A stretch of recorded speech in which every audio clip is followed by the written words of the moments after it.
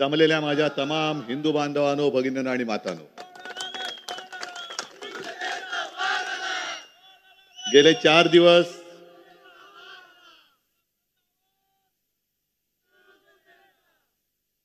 4 दिवस मी महाराष्ट्राच्या किनारपट्टीवरती फिरतोय. 2 दिवसापूर्वी रायगड जिल्हा झाला आणि आज तुमच्या समोर आहे सिंधुदुर्गामध्ये. आणि एक वेगळं दृश्य मला पाहायला मिळते. आपल्या काळामध्ये 2 चक्रीवादळं आली होती, टोकते आणि निसर्ग. ती आली आणि आपलं नुकसान करून गेली. ती वादळं होती समुद्रामध्ये. पण आता मला 2-4 दिवसामध्ये किनारपट्टीवरती एक भगवं वादळ दिसते. आणि हे भगवं वादळ दिल्लीच्या दिशेने निघालेलं आहे. जसं वादळ म्हटल्यानंतर वादळ असतं, पण आपलं भगवं वादळ वेगळं आहे. ज्यांच्या डोक्यामध्ये मस्ती आहे त्यांना मुळासकट उकडून टाकणारं हे वादळ आहे.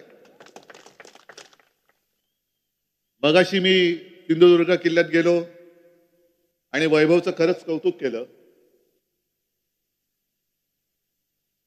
भास्कर उद्धव म्हणतोय की केवढे उद्धवमय झाले, त्याची एक प्रचिती आहे. पण वैभव, तुझं मी खरंच कौतुक का केलं? कारण छत्रपती शिवाजी महाराजांचं एकमेव मंदिर आपल्या या सिंधुदुर्गात आहे. आणि यापूर्वी सुद्धा ते मंदिर होतं, ते बऱ्याच वर्षांपासून आहे. पण आजपर्यंत कोणालाही सुचलं नव्हतं की आपल्या राजाला शोभेचं एक चांगलं सिंहासन करायचं. आणि हे सिंहासन सोन्याचं नाहीये. हे आपल्या महाराष्ट्राची ओळख आहे. दगडांच्या देशा, कणखर देशा, राखट देशा, दगडांच्या देशा. तसं ते अस्सल दगडांचा सिंहासन आहे. आणि आपल्याला सुद्धा आपल्या महाराष्ट्राची ओळख तीच ठेवायची. कणखर देशा, राखट देशा, दगडांच्या देशा. हे आता जे चाललंय गुंडांच्या, लाचारांच्या, नामर्दाच्या देशा, ही आमच्या महाराष्ट्राची ओळख नाहीये. दिल्ली समोर म्हणजे आग्र्याच्या दरबारात सुद्धा न झुकणारे आमचे छत्रपती शिवाजी महाराज, त्यांच्यापासून त्यांचा आदर्श घेऊन आम्ही पुढे निघालेले त्यांच्या विचारांचे वारसदार आहोत. आणि या महाराष्ट्रामध्ये जो जन्माला येतो तो जन्मजात शिवप्रेम अंगामध्ये भिनवूनच जन्माला येतो. त्याला शिवप्रेम शिकवावंच लागत नाही. मी छत्रपती शिवाजी महाराजांच्या समोर नतमस्तक झालो. काही दिवसांपूर्वी आपले पंतप्रधान येऊन गेले. हल्ली त्यांना बऱ्याचदा महाराष्ट्रामध्ये यावंसं वाटायला लागले. आता परत 19 फेब्रुवारीला येतात शिवनेरीवर. मध्ये येऊन गेले सिंधुदुर्गात. सिंधुदुर्गामध्ये आले खरे, पण जे सिंधुदुर्गाचं वैशिष्ट्य आहे ते म्हणजे या किल्ल्यावरून किल्ल्याचं नाव ठेवलं गेलं. त्या सिंधुदुर्ग किल्ल्यामध्ये गेलेच नाहीत आणि मंदिरामध्ये तर नाहीच नाही आले. एक चांगली गोष्ट केली, तो नौदलाचा दिवस साजरा केला. आपल्या शक्तीचं प्रदर्शन, म्हणजे आपल्या देशाच्या. ही मोदींची शक्ती नाही, माझ्या भारत मातेच्या नौदलाची ती शक्ती आहे. ती आधीपासून आहे आणि याच्या पुढे सुद्धा राहणार आहे. मग म्हणायचं म्हणून कोणाच्या तरी डोक्यात एक कल्पना निघाली आणि एक पुतळा उभा केला तिकडे राजकोटला. तर आनंद आहे. असे पुतळे राज्यभर खूप आहेत आणि आणखीन खूप होतील. करायलाच पाहिजेत, कारण ते आमचं दैवतच आहे. पण मला असं वाटलं होतं की येत आहेत सिंधुदुर्गामध्ये, पहिल्या प्रथम येत आहेत, जातील आमच्या महाराजांसमोर नतमस्तक होतील. आणि संकटामध्ये कधीही न आलेले पंतप्रधान निदान या निमित्ताने तरी महाराष्ट्राला नाहीतर माझ्या कोकण किनारपट्टीला काहीतरी भरघोस देऊन जातील. दिलं तर काहीच नाही, पण उलटा आपल्या राज्यात येणारा तो पाणबुडीचा पर्यटन प्रकल्प होता, तो गुजरातला घेऊन गेले. म्हणजे आता मला भीती अशी वाटते, हे येत आहेत आणि बघता तिकडे काय चांगलं आहे ते घेऊन आपल्या गुजरातला पळून नेतात. अहो मोदीजी, तुम्ही देशाचे पंतप्रधान आहात. गुजरातचे मुख्यमंत्री होतात तेव्हा तुम्ही जे करत होता ते ठीक आहे, पण आमचं काही गुजरात बद्दल द्वेष नाही आमचा. गुजरातला तुम्ही जरूर समृद्ध करा, पण तुमची जी एक अशी थोडीशी भावना आहे की गुजरात समृद्ध झाला तर देश समृद्ध होईल. माझा महाराष्ट्र समृद्धच आहे. माझ्या महाराष्ट्राला जो वारसा लाभलाय तो एवढा प्रचंड वैभवशाली आहे की मला नाही वाटत तो दुसऱ्या कोणत्या राज्याला क्वचितच लाभला असेल किंवा नसेल. हा साधू संतांचा महाराष्ट्र आहे, वीरांचा महाराष्ट्र आहे, मर्दांचा आहे, क्रांतिकारकांचा आहे आणि छत्रपती शिवाजी महाराजांचा, शाहू फुले आंबेडकरांचा, समाज सुधारकांचा हा महाराष्ट्र आहे. तुम्ही कोणतेही क्षेत्र काय हा महाराष्ट्र कोणत्याही क्षेत्रामध्ये अजिबात मागे नाही, तसुपर पुढेच आहे. आणि मग ज्या ज्या वेळेला तुमचं ठीक आहे गुजरातचं प्रेम गुजरातपुरतं ठेवा, गुजरात हे आमचाच आहे. इथे सुद्धा गुजराती बांधव आले असतील, माता भगिनी आले असतील, महाराष्ट्रभर राहतात, देशभर राहतात. कधीही आम्ही आणि गुजराती असा दंगा नाही झाला, अजिबात नाही झाला. आणि ज्या ज्या वेळेला गुजरातवरती संकट आलं, अगदी भूजचा भूकंप झाला होता, त्याही वेळेला तुम्ही कुठे होतात काय माहिती नाही, कारण हल्ली हल्ली तुमचा उदय झाला, पण भूजच्या वेळेला असाल करायची तुम्ही, नाही म्हणत नाही. कारण जसं देवेंद्र फडणवीस बाबरी पाडताना होते असं म्हणतात, कोणीतरी सांगितलं की वरती चढले आणि त्यांच्या वजनानेच बाबरी पडली असेल, नाही असू शकतं, मी काय सांगू शकत नाही, गर्दीत कोण कोणाला ओळखते. तसं भूजच्या वेळेला तुम्ही असाल, पण भूजच्या वेळेला सुद्धा भूकंपाच्या वेळेला शिवसेनेने तिकडे मदत केली होती आणि मी स्वतः तिकडे गेलो होतो. सुरेशदादा जैन माझ्यासोबत होते. भारतीय कामगार सेनेच्या वतीने आपण तिकडे मला वाटतं शाळेचीच एक इमारत बांधली होती. त्यापूर्वी सुद्धा कित्येक म्हणजे 70-80च्या दशकामध्ये सुद्धा भूकंप झाला होता, पूर आला होता, कुठलं धरण ते फुटलं होतं, महापूर आला होता, तेव्हाही शिवसैनिक धावून गेले होते. म्हणजे असं आमचा काही दुजाभाव नाहीये तुमच्याबद्दल किंवा गुजरातबद्दल नाही, गुजरात मधलं अजिबात नाहीये. तुम्ही गुजरातला जरूर समृद्ध करा, पण आमचं जे काय आहे महाराष्ट्रामध्ये जे काय आहे ते गुजरातला तुम्ही पळून नेणार असाल आणि हे मिंदे जर का शेपूट हलवत खुर्ची चाटत त्यांची चाकरी करणार असतील तर मग ह्यात मात्र यांना गाडावंच लागेल. आणि ते गाडण्याची ताकद माझ्या महाराष्ट्रामध्ये जरूर आहे, नक्की आहे. भास्करराव बोलत होते, विनायक राऊत पण बोललेले आहेत. आता कोंबडी काय तुम्ही म्हणालात, कोंबडी वडे मी आज खाल्लेत, त्याच्याबद्दल मी काय बोलणार, बोलायच्या लायकीचं नाही. मी या मतदारसंघामध्ये राजापूरची गंगा जी वर्ष 2 वर्ष 3 वर्ष 5 वर्ष कशी ती येते तिची आपण पूजा करतो, ती पवित्र आहे. आता दुर्दैवाने ह्या लोकसभेमध्ये दुसरी गटार गंगा असेल त्याला मी काय करू शकतो. ही गटार गंगा आहे आणि गटार गंगा एवढी घाणेरडी आहे. तुम्ही म्हणाल तुम्ही सारखे मोदी मोदी मोदी काय म्हणता हो, म्हटलं मोदी मोदी आपण करत नाही, कारण शेवटी काय होतं काही वेळेला आपल्यावरती जे येतं ते थोडं तरी काही अंशात परत द्यावं लागतं. आपले पंतप्रधान मोदीजी मध्ये कुठल्या तरी एका प्रचार सभेत तिथे बाहेरच्या राज्यात बोलले होते की मैं रोज 2-3 किलो गालिया खाता हूं, असं आपले पंतप्रधान म्हणाले होते. तुमच्या लक्षात असेल, मैं रोज 2-3 किलो गालिया खाता हूं. मग प्रधानमंत्रीजी तुमचे हे भोकं पडलेली टिनपाट जे आहे तिकडे डबडी, ते आम्हाला काय रसगुल्ले देतात, वो क्या कहते हैं, क्या बात करते. आणि मी माझ्या सर्व शिवसैनिकांना सांगितले की त्यांना संस्कृती नाहीये, त्यांच्यावर संस्कार नाही आहेत, ते बोलतील म्हणून त्यांच्या भाषेत आपण उत्तर द्यायचं नाही.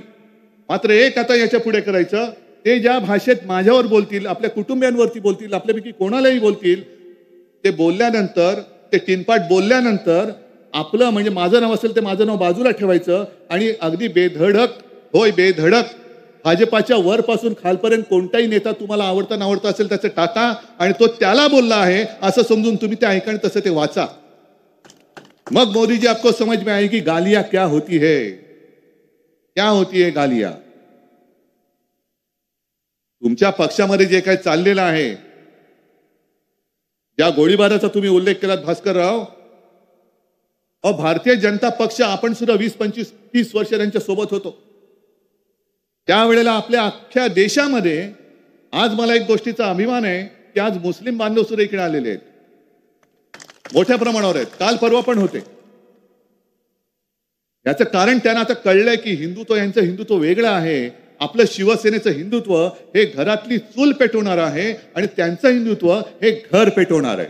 हा आमच्या हिंदुत्वातला फरक आहे. आम्ही सुद्धा श्रीरामाचे भक्त आहोत, आम्ही सुद्धा जय श्रीराम म्हणतो, पण आम्ही भाजप मुक्त जय श्रीराम बोलतो. भाजप मुक्त जय श्रीराम. कोणी तुम्हाला बोलेल जय श्रीराम, होय भाजप मुक्त जय श्रीराम. कारण श्रीराम ही कोणाची खासगी प्रॉपर्टी नाही. पण त्यावेळेचा जो एक भाजपा होता, संपूर्ण देशामध्ये एक विचित्र वातावरण होतं.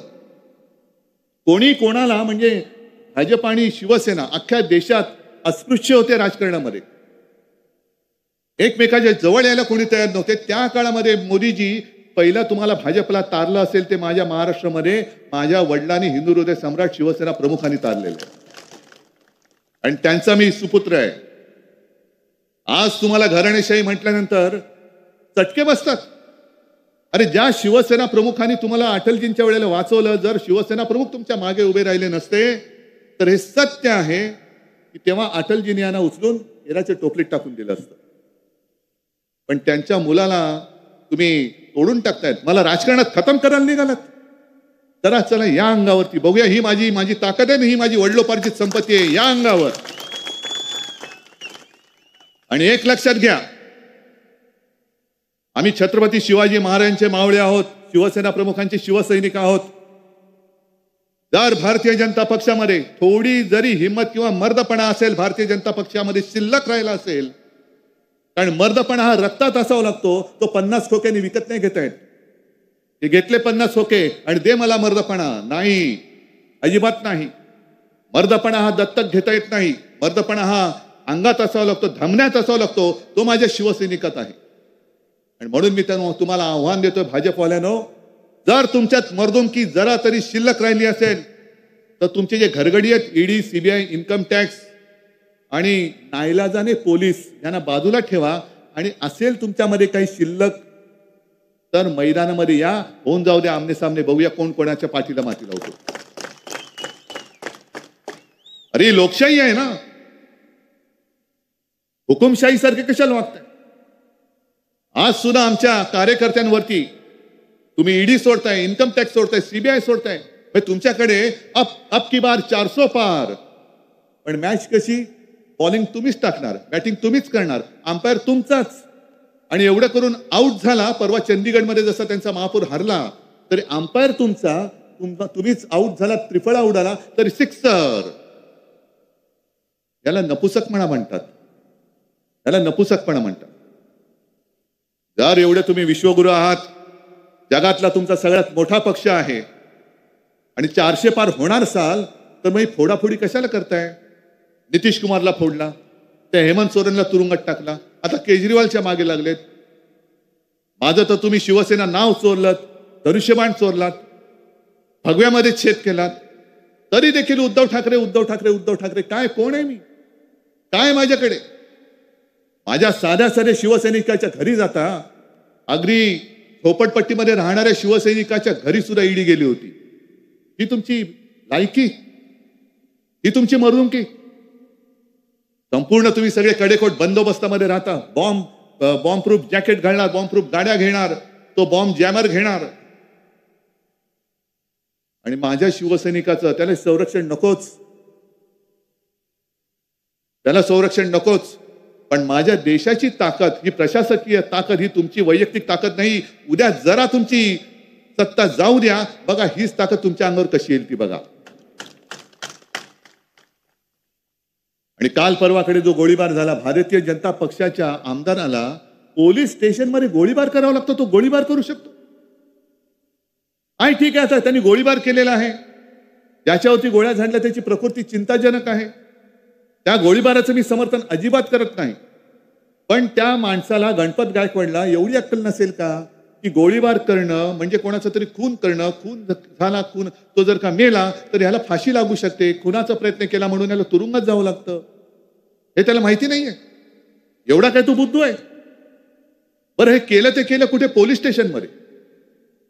ते सगळं सीसीटीव्ही फुटेज बाहेर आलेलं आहे. हे सीसीटीव्ही फुटेज दिलं कोणी? मागितलं कोणी होतं? आणि सीसीटीव्ही फुटेजची गरजच नाही, कारण त्यांनी स्टेटमेंटच दिलेलं की होय त्यांनी मी गोळ्या घातल्याच म्हणाला तो. पण का गोळ्या घातल्या? काय असं गोळी घालण्यासारखं झालं काय? दोन गोष्टी आहेत. एक तर ज्या वेळेला एखादा माणूस आत्महत्या करतो तेव्हा तो पराकोटीचा नैराश्यामध्ये जातो, किंवा जर एखादा कोण कोणाचा खून करतो किंवा खुनाचा प्रयत्न करतो तेव्हा तो भयंकर डिवचला जातो. आणि गणपत गायकवाडनी जे स्टेटमेंट दिलेलं आहे की पोलीस स्टेशनच्या दारात त्याच्या मुलाला धक्काबुक्की झाली आणि ते सहन झालं नाही म्हणून बाप म्हणून मी त्याला, त्या ज्याने केले त्याला गोळ्या घातल्या. आणि त्याच्या पुढे ते त्यांनी स्टेटमेंट केलेलं की त्याचे करोडो रुपये मिंदेकडे आहेत, करोडो रुपये मिंदेकडे आहेत. कोण चौकशी करणार? आपले होम मिनिस्टर कुठे आहेत? गृहमंत्री कुठे आहेत? आज कोण बोलतंय भाजपमधनं? जर का कोणी शिवसैनिकांनी, शिवसैनिक म्हणजे आपल्या, आणि मी पत्रकारांसुद्धा सांगतोय, ही जी त्यांची जी चालले मिंदे सेना, लाचार सेना, ही शिवसेना नाही. हिचं शिवसेनेच्या गुंडावरती हल्ला नाही. शिवसेनेमध्ये गुंड नाहीत, शिवसेनेमध्ये सैनिक आहेत. ही बदनामी करू नका. हे असे गुंड पुंड पोचण्यासाठी शिवसेना प्रमुखांनी शिवसेनेचा जन्म दिला नव्हता. अन्यायावरती वार करणारे म्हणून शिवसैनिक प्रसिद्ध आहेत. पण भाजप आमदारांची ही दयनीय परिस्थिती आली. गृहमंत्री आहात कुठे तुम्ही? देवेंद्र फडणवीस आहेत कुठे? आणि त्या गणपत गायकवाडनी सांगितलं की जोपर्यंत हा मिंदे महाराष्ट्रामध्ये आहे, हे मुख्यमंत्री असतील, तोपर्यंत महाराष्ट्रामध्ये गुंडांची पैदास होईल. मराकट देशा, कणखर देशा, दगडांच्या देशा, त्याची ओळख हे गुंडांच्या देशा करतील. हे आपल्याला चाललेलं आपल्या डोळ्यादेखत होणार आणि आपण बघत बसणार. कोकणाने जी एक चांगली गोष्ट केली, मला खरंच अभिमान आहे तुमचा सगळ्यांचा. मगाशी भास्करराव तुम्ही सांगितलं की वैभवला निवडून दिलं. गेल्या वेळेला खरं हा मतदारसंघ थोडक्यामध्ये आपण म्हणजे शेवटच्या 10-15 दिवसात हा लढवला, पण या वेळेला त्या टिनपाटाला आणखीन भोकं पाडायची. उभाच राहता कामा नये, परत पुन्हा उभा राहता कामा नये. पण विनायक राऊत त्यांनी त्यावेळेला ठाण बांधून बसले. वैभव तू सुद्धा ठाण बांधून बसलास, उभा राहिलास. कारण मला माहिती आहे, जेव्हा ती पोटनिवडणूक झाली होती, शिवसेना प्रमुखांनी यांना लात मारून गेट आउट सांगितलं होतं. यांनी शिवसेना सोडली नव्हती, याला हाकलला होता शिवसेनेतून गेट आउट म्हणून. हे जे सांगत असतील की मी शिवसेना सोडली नाही, याच्या लात घातलेल्या पार्श्वभागावर शिवसेना प्रमुखांनी. आणि तेव्हा जे काय वातावरण होतं पोटनिवडणुकीमध्ये, एक भयभीत असं वातावरण होतं. आपलं गोवेकर, त्याचं काय झालं तुम्हाला कल्पना आहे. त्याच्या आधी श्रीधर नाईक, सत्यविजय भिसे, हे असे सगळे गेले, कोणाचा कोणाला पत्ता नाही. आणि सगळे जेव्हा मी इथे आलो आणि ज्यांच्या गावात गेलो, सगळे सांगत होते की उद्धवजी इकडे कोणतरी एक ठाण बांधून बसणारा माणूस द्या, आम्ही सगळे तुमच्या बरोबर आहोत, या गुंडाला आम्ही पाडणारच. म्हणून मी तुम्हाला धन्यवाद देतोय, कारण कोकणनी एक चांगला पायंडा पाडला, की नाहीतर आज कोकणात काय झालं असतं. हे कल्याणमध्ये जे काय काल घडलं, तर आजपर्यंत कोकणामध्ये काय घडलं असतं. तुमची मुलं बाळ सगळी सुरक्षित राहिली असती. हे गुंड एवढे चढले, एवढे मातले, त्यांना मंत्रिपद दिली गेली. मला खरंच भाजपाचं खरं एक दया येते भाजपाची, की तुम्ही कोणाला पोचता आहात, कोणाला मंत्री करता आहात. आम्ही होतो ना तुमच्यासोबत. एक कडवट ज्या वेळेला भाजपावरती टीकेचे प्रहार होत होते, अगदी गोपीनाथ मुंडेंवरती झाले, तेव्हा शिवसेना प्रमुखांनी त्यांना वाचवलं होतं. वैयक्तिक टीका कोणी केली तर पहिले शिवसेना प्रमुख त्याला उत्तर द्यायचे. एक प्रकारची ढाल म्हणून शिवसेना तुमच्यासाठी राहिली होती आणि अन्यायावरती वार सुद्धा शिवसेना तुमच्या वतीने ती करत होती. पण तुम्ही आम्हाला खतम करण्याची सुपारी घेऊन आमच्यातलीच माणसं फोडली. बरं, आता मोदीजींना नवीन साक्षात्कार झाले की आता घराणेशाही नको. मग मी असं समजू इकडे सूक्ष्म लघु सुद्धा घराणेशाही राहणार नाही. ही गद्दारांची घराणेशाही, धोका पडलेल्या टिनपाटांची घराणेशाही, याच्या पुढे या घराण्यातल्या एकालाही तिकीट मिळणार नाही असं मी समजायचं का? तसं पंतप्रधान जाहीर करतील. आणि समजा पंतप्रधान जाहीर करणार नसतील तर हे जे इथले टिनपाट घराणेशाही आहेत ते करतील का? कारण त्यांना आता ते पंतप्रधान म्हणजे देव आहेत. मग तुमच्या देवाची इच्छा अशी असेल की यापुढे घराणेशाही नाही, तर या घराण्याने असं जाहीर करावं आम्ही लढणार होतो, पण मोदीजींची इच्छा आहे आम्ही राजकारणातून आता निवृत्त होत आहोत. करा जाहीर, करा जाहीर. पण हे सगळं तुमची जी पालखी वाहत आहेत, तुमच्या पालखीचे भोई, त्यांचे सगळे म्हणजे मी कल्याण पासून सुरू केलं. कल्याणमध्ये सुद्धा घराणेशाही आहेच, आपणच उभी केली होती. कल्याणमध्ये सुद्धा गद्दारांची घराणेशाही आहे. आणि काल त्याच्यातनंच त्यांच्याच गुंडापुंडामधून ते गँगवॉर झाले. सरकारमध्ये हे गँगवॉर होतंय. सरकारचं काम काय आहे की गुंडांचा बंदोबस्त करायचा. तुम्ही तर गुंड पोचता आहात. कल्याणमध्ये घराणेशाही आहे, रायगडमध्ये घराणेशाही आहे, इकडे सिंधुदुर्गामध्ये त्यांची घराणेशाही आहे, नगरमध्ये घराणेशाही आहे, बऱ्याच ठिकाणी घराणेशाही. ही सगळी घराणी तुम्हाला चालतात. पण तुमच्या सोबतीने हिंदुत्वाचा भगवा घेऊन चालणारा उद्धव ठाकरे नाही चालत, शिवसेना नाही चालत. हे कोणते विचार? हे सडके विचार आहेत, हे सडके विचार आहेत. पण मला त्यांच्या पक्षाशी देणं घेणं नाही. मला दया एवढ्यासाठीच येते की आपल्याला खतम करण्याच्या नादात त्यांनी जे विष त्यांच्या पक्षात घेतलं, हा संपूर्ण भाजपा आता या गुंडांपुढे हतबल झालेला आहे, काही करू शकत नाही. म्हणजे भास्करराव, तुम्ही जी काही नावं घेतली, या गुंडांचं परवा त्यांनी गोळीबार केला, त्याला अटकेत टाकला. पण या मिंद्याच्या एका आमदारांनी हर गणपती विसर्जनाच्या मिरवणुकीमध्ये त्याच्या पिस्तुलातून गोळी झाडली होती, त्याच्यावरती अटक बिटक काही नाही. आता करायची त्याला क्लीन चिट देऊन, हा महेश आहे ना त्या वॉर्डातला, सिद्धिविनायकाचा अध्यक्ष केला. दुसऱ्या एका बिल्डरच्या पोराला पळवून नेला होता, त्याच्यावरती काही केलं नाही. हे असेच आहेत सगळे. म्हणजे मिंध्यांकडे गेले तर काही होणार नाही. म्हणजे मला असं वाटतं की काही काही शब्दांचा अर्थ असा आहे की काय, कि आप जितना भ्रष्टाचार करना है करो, जिसने लोगों को मारना है मारो, और भाजपा में आ जाओ, कोई आपका बाल भी बाका नहीं कर सकता. ये मेरी गारंटी है, मोदी गारंटी है, मोदी गारंटी है. ही तुमची गॅरंटी? या गॅरंटीला काही अर्थ नाहीये. पण गुंडांचं जर तुम्ही असं सांगितलं असतात की एक सर्वसामान्य माणसं, जसं तुम्ही ती मला वाटतं शिंदे ताई ती आपली ठाण्याची, जिच्या पोटामध्ये लाथा मारल्या, मी गेलो होतो त्या ताईला भेटायला. काय गुन्हा होता तिचा? महिला गुंड, म्हणजे गुंड पण महिला गुंडाने तिला मारलं. आणि ती हात जोडून विनवणी करते की मला मारू नका, मी उपचार घेते. नाही, फरफटवलं, तिला मारलं, तरी कोणावरती कारवाई नाही. ही अशी बेबंदशाही आपण समजून घेणार, त्याला मतदान करणार. बरं, काल परवाकडे ज्या निर्मला सीतारामन बाई बोलल्या, तरुण, शेतकरी, महिला आणि गरीब यांच्या 4 जातींवरतीच आम्ही काम करणार. जरूर करा. पण जर तुम्ही आतापर्यंत 10 वर्षात हे काम केलं असतं ना, तर आज तुम्हाला 400 पार करताना नितीश कुमारला फोडून घे, याला तुरुंगात टाक, त्याच्या मागे ईडी लाव, हे असे धंदे करायची गरज लागली नसती. लोकांनी तुम्हाला उचलून डोक्यावरती घेतलं असतं. गेल्या आठवड्यामध्ये जळगावमध्ये एक साहित्य संमेलन झालं. डॉक्टर शोभणे संमेलनाध्यक्ष होते. त्यांनी त्या भर संमेलनामध्ये अजितदादा होते, आणखीन मला वाटतं तिथले सगळे मंत्री, हे आमचे बाजूचे खाली मुंडी पातळ ढुंडी सावंतवाडीचे, म्हणजे असे ते मान घालून असे बघतात, कुठे बघतात, आकाशात डोळे असतात, तोंड खाली असतं. हे असताना त्यांनी सांगितलं त्या डॉक्टर शोभणेनी की तरुणांची शक्ती जर तिला योग्य दिशा दिली गेली नाही तर देशात प्रलय होईल. शेतकरी आत्महत्या करतायत, बेकारी एवढी वाढते की त्या बेकारीमुळे तरुण जर का आत्महत्या करायला लागले तर देशामध्ये प्रलय होईल, प्रलय. आणि हे त्यांचं वाक्य फार गंभीर आहे. एखादा विचारवंत, एखादा साहित्यिक, एखादा डॉक्टर, एखादा आणखीन कोणी असा सुशिक्षित माणूस बोलतो, तेव्हा आपण खरंच विचार केला पाहिजे की ह्या बोलण्यामध्ये काहीतरी अर्थ आहे. पण आजपर्यंत देशामध्ये जे क्रांतिकारक झाले, ते क्रांतिकारक सगळे 16 ते 20, 25 या वयाचे होते. अगदी खुदीराम बोस सुद्धा 16-17 वर्षाचा पोरगा होता. म्हणजे अशी त्याची जी एक कहाणी आहे, घटना आहे, की त्यावेळेला क्रांतिकारकांनी एक बॉम्ब बनवला आणि मग चर्चा सुरू होती गुप्त बैठकीमध्ये.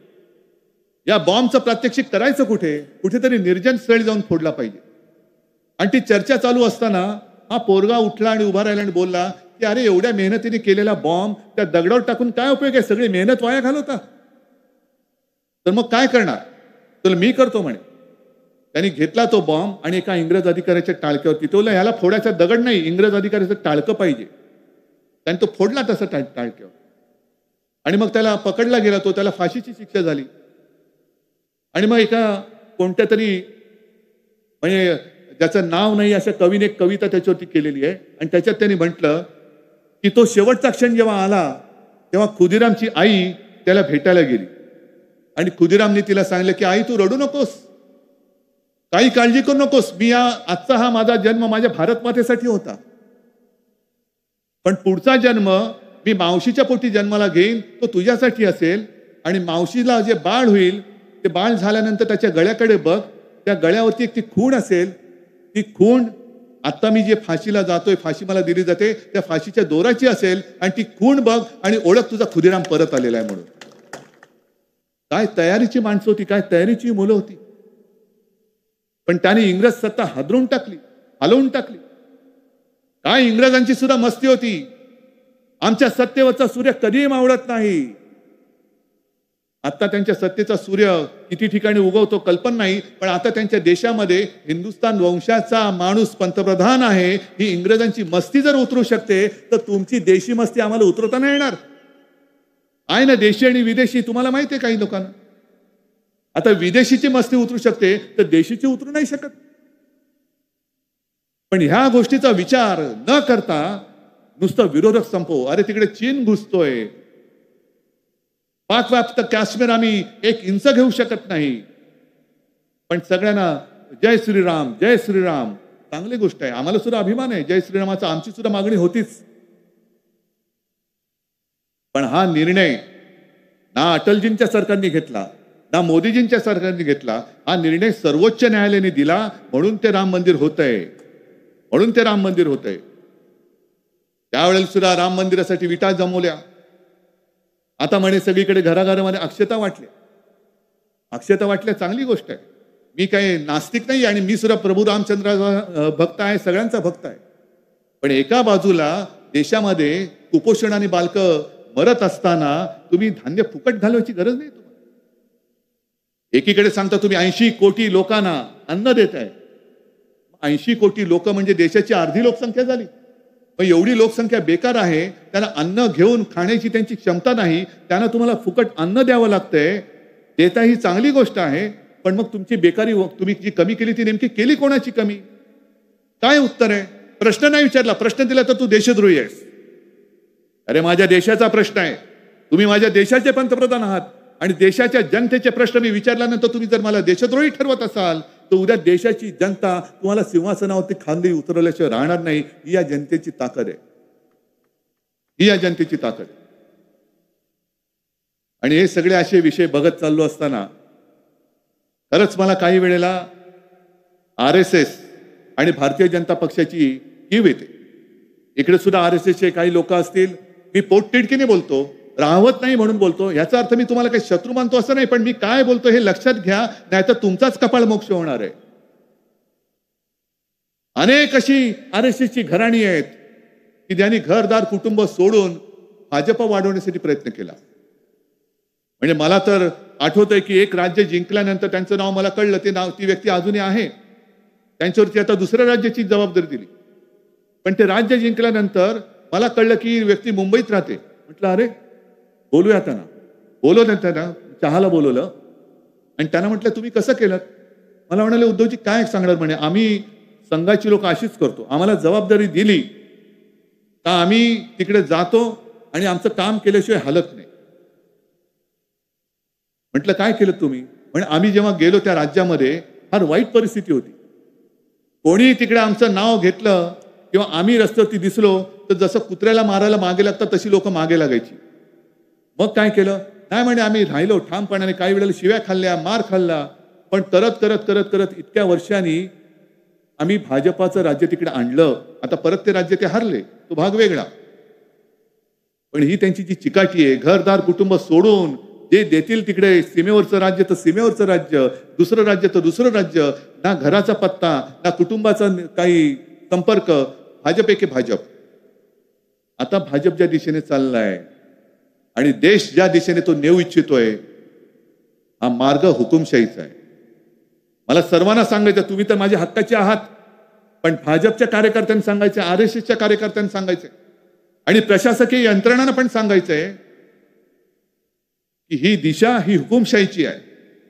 आणि आज तुम्हाला एक संधी आहे येत्या निवडणुकीमध्ये, मग ती लोकसभेची असेल आणि विधानसभेची असेल, ही हुकुमशाही इथल्या इथे जर का ठेचली नाही, जशी तुम्ही गेल्या वेळेला इथली गुंडशाही ठेचली, नाहीतर कोकणाची पुरी बर्बादी झाली असती. सगळ्या कोकणाचा 7/12 एका व्यक्तीच्या नावावर झाला असता.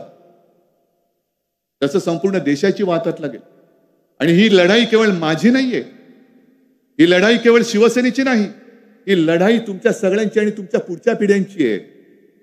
घराणेशाही म्हणतात ना, हो इकडे सगळे घरंदाज लोक आहेत, त्यांना सुद्धा मुलं बाळा आहेत, नातवंड आहेत आणि त्यांना सुद्धा आणखी नातवंडांना सुद्धा मुलं होणार आहेत. त्यांच्या भवितव्याचीही निवडणूक आहे. मग मी तुम्हाला प्रश्न विचारतोय की तुम्हाला तुमची मुलं बाळ, तुमच्या भावी पिढ्या तुमच्या एका बोटामुळे, तुमच्या एका मतामुळे हुकुमशहाच्या ताब्यात देण्याची तुमची तयारी आहे? असेल तर द्या. ज्याची कोणाची तयारी असेल द्या बाबा, मी काय करू शकतो? मी फक्त सांगू शकतो पुढे खड्डा आहे, खड्ड्यात पडशील. पण कोण असं म्हणाला पडलो तर पडलो, मग पड खड्ड्यामध्ये. मुंबई गोवा रस्ता जो बघतोय मी आता, इथला रस्ता तुम्ही मागे लागून करून घेतला, पण रायगडमध्ये तसा खड्ड्याचा रस्ता आहे. तसाच जर का खड्ड्याच्या रस्त्यावरनं कोणाला चालायचंच असेल तर मी काही करू शकत नाही. पण जर का तुम्हाला हुकुमशहा नको असेल तर मग मात्र तुम्हाला या वेळेला जे म्हणतायत अब की बार 400 पार, तुम्ही म्हणायला पाहिजे अब की बार भाजप तडीपार, भाजपा तडीपार हा महाराष्ट्राचा नारा असला पाहिजे. देशामध्ये काय होईल? इंडिया आघाडी होईल, होईल. भाजप सरकार येणार नाही, अजिबात येणार नाही. पण देशामध्ये काय होईल ते तिथले पक्ष मजबूत आहेत ते बघतील. पण निदान महाराष्ट्र जो आहे छत्रपती शिवरायाचा, तो शिवरायाचा महाराष्ट्र नेहमी संकटाची सामना करत आलेला आहे. त्याही वेळेला अफजल खान आला होता, औरंगजेब, सगळ्यांना. पण एक जर छत्रपती शिवाजी महाराज जन्माला आले नसते तर आज आपण इकडे दिसलोच नसतो. राम मंदिर तर होऊच शकलं नसतं. मी ज्या वेळेला आज सिंधुदुर्ग किल्ल्यामध्ये गेलो, त्या किल्ल्यामध्ये छत्रपती शिवाजी महाराजांच्या समोर उभं राहिल्यानंतर मला खरंच असं वाटलं की छत्रपती शिवाजी महाराज मला विचारताय की काय करतोयस तू, काय करताय तुम्ही? माझं केवळ नाव घेता, छत्रपती शिवाजी महाराज की जय जोरात बोलता, आमच्या जयंत्या जोरात साजऱ्या करता, भगवे फडकवता, ढोल ताशे वाजवता, पण शिकलात काय माझ्याकडून? आहे तुमच्यामध्ये हिंमत? ज्या वेळेला ते संकट आलं होतं त्या संकटाची सामना करणारा छत्रपती शिवाजी महाराजांसारखा एखादा तरी मावळा आपल्यामध्ये शिल्लक आहे का? आपण घेणार आहोत त्यांच्याकडनं काहीतरी. आणि तिथे जे मी बोललो तर तेच परत सांगतो की छत्रपती शिवाजी महाराजांच्या समोर मी नतमस्तक होऊन याच 4 ओळी बोललो होतो. तव शौर्याचा एक अंश दे, तव धैर्याचा जरा स्पर्श दे, तव जीवनातील एक क्षण दे, आणि तव तेजातील एकच किरण दे. बस मला एक क्षण, एक अंश, एक किरण एवढा पुरेसा आहे. तेव्हाचं जे काय होतं तेवढं हे मोठे कोणी नाही आहेत. एक तर यांच्यामध्ये स्वतःची ताकद नाहीये. जी ताकद आहे ती सगळी ताकद जनतेच्या कराच्या पैशातून ज्यांना पगार जातो त्या प्रशासकीय यंत्रणेची आहे. मग ती ईडी असेल, सीबीआय असेल, इन्कम टॅक्स असेल, पोलीस सुद्धा असतील. आणि सत्ता बदलल्यानंतर या सगळ्या शक्ती, या सगळ्या यंत्रणा या आपल्याकडे येणार आहेत. म्हणून कोणी असं समजू नये की मला सत्तेचा अमरपट्टा आहे. अजिबात तसं कोणाचं नसतं. लोक येत असतात, लोक जात असतात, पण देश तसाच राहत असतो. माझ्या भारत मातेचा इतिहास हजारो वर्षाचा आहे. माझा भगव्याचा इतिहास सुद्धा हजारो वर्षाचा आहे. तुम्हाला काय वाटतं या भगव्याशी गद्दारी या आत्ताच झालेली आहे? या भगव्याशी गद्दारी तेव्हाही झाली होती. अगदी छत्रपती शिवाजी महाराजांच्या काळामध्ये सुद्धा भगव्याशी गद्दारी करणारी लोक होती. आणि या सगळ्याची दखल इतिहासाने घेतलेली आहे. म्हणूनच तानाजी मालुसरे म्हटल्यानंतर आपण आदराने आपली मान खाली जाते. कान्होजी जेदे, बाजी प्रभू घोरपडे, हे सगळे, यशाजी कंक, हे सगळे छत्रपती शिवाजी महाराजांच्या सोबत राहिले. मेलो तरी 72, पण माझ्या शिवबाची साथ मी सोडणार नाही, माझा शिवबाचा भगवा मी सोडणार नाही. आणि म्हणूनच पराभव झाला होता. मिर्झा राजे जयसिंग हा सुद्धा हिंदूच होता, पण औरंगजेबाची चाकरी करत होता. औरंगजेबाची चाकरी. आणि प्रचंड सैन्य घेऊन आला. त्यावेळेला छत्रपती शिवाजी महाराजांना सुद्धा 2 पावलं मागे जावं लागलं. आग्र्याला तिकडे बंदिवान म्हणून जावं लागलं. तेव्हा जर का चॅनल असते आणि जर का वृत्तपत्र असती, संपलं, हिंदवी स्वराज्य संपलं, आता कोणी काही येत नाही. तेव्हा छत्रपती नव्हते, पण शिवाजी महाराज परत येत नाही, झाली असती बोंबा बोंब, सगळ्यांच्या प्रतिक्रियावर प्रतिक्रिया आल्या असत्या. पण तसं नाही झालं. महाराज धाडसाने, धाडस पाहिजे, धाडस पाहिजे. तलवारीने युद्ध लढता येतात, पण तलवार धरायला मनगट लागतं आणि मनगट चालवायला सुद्धा पहिलं मन लागतं. ते महाराजांकडे होतं. म्हणून महाराज त्या वेड्यातून सुद्धा, त्या आग्र्याच्या किल्ल्यातून सुद्धा परत आले आणि त्याच्यानंतर औरंगजेबाच्या नाकावर टिचून त्यांनी स्वराज्याची स्थापना केली. तशी पुन्हा आपल्याला आपल्या भगव्याची एक प्रतिष्ठापना आपल्या विधानसभेवर आणि दिल्लीच्या तख्तावरती सुद्धा करावी लागेल. तो आपल्या खऱ्या आयुष्यातला यशाचा एक क्षण असेल. हे सगळे क्षण आपण छत्रपती शिवाजी महाराजांकडनं मागून घेत असताना कशासाठी? मला मुख्यमंत्री तुम्ही बोललात ते खरंच आहे, एक अपवाद, कारण परतीचे दोर माझे कापले गेले होते म्हणून मला मुख्यमंत्री पद स्वीकारावं लागलं. आणि सोडताना मी हा नाही विचार केला की अरे सोडू कसं हट. जर मला चिकटून राहायचं असतं तर मी चिकटून राहू शकलो असतो. मला काय कळलं नव्हतं माझे आमदार फुटतायत, त्यांना पकडून टाकू शकलो नसतं हॉटेलमध्ये. या मिंद्याचं काय उचलून कुठूनही दाढी उचलून धरून खेचून आणलं असतं त्याला. मी म्हटलं ही सडके, जसं मगाशी कोणी आंब्याची पेटी दिली, इकडेच दिली का तिकडे दिली? इकडेच दिली ना. आता कुठे ते आंबेवाले? आता तुम्ही सगळे कोकणची लोक आहात. हे आम्ही लहानपणापासून ऐकत आलोय की आंब्याच्या पेटीत एक जरी नासका आंबा असला तरी अख्खी आंब्याची पेटी नसते. म्हणून मी पहिले नासके आंबे उचलून फेकून दिले. चल जा म्हटलं, हे माझे आहेत ना मर्दासारखे मर्द आहेत, आणि मर्द जोपर्यंत माझ्या सोबत आहेत तोपर्यंत मला कोणाची पर्वा नाही. फक्त मी लढाईला उभा आहे. तुम्ही साथ देणार आहात की नाही? तुम्ही सोबत देणार आहात की नाही? आणि तुम्ही विजय देणार आहात की नाही? मग या मतदारसंघात सुद्धा जो उमेदवार आपला असेल त्याला तुम्ही विजयी करावंच लागेल. तुम्हाला विजयी करणार आहात की नाही? सावंतवाडी आहे, वैभव आहे, हा मतदारसंघ, ही सगळी किनारपट्टी मला आपली भगवी करून पाहिजे. आणि खासदार तर आहेच, खासदार तर आहेच. मग या विजयाची जबाबदारी मी तुमच्यावर टाकू? जरा हात वर करून सांगणार बस. अरे एवढे हात वर झाले ना तर ते श्रीकृष्णाची कथा माहितीये ना, गोवर्धन त्यांनी उचलला होता. आणि गोवर्धन त्यांनी एकट्याने नव्हता उचलला, त्याच्याबरोबर त्याच्या सगळ्या सवंगड्यांनी पण हात लावला होता, तेव्हा तो गोवर्धन पण उचलला गेला होता. तसाच हा माझ्या भारताच्या लोकशाहीचा गोवर्धन तुमच्या सगळ्यांच्या साथीने सोबतीने मी उचलल्याशिवाय राहणार नाही, हे एक वचन देतो आणि आपली रजा घेतो. जय हिंद, जय महाराष्ट्र.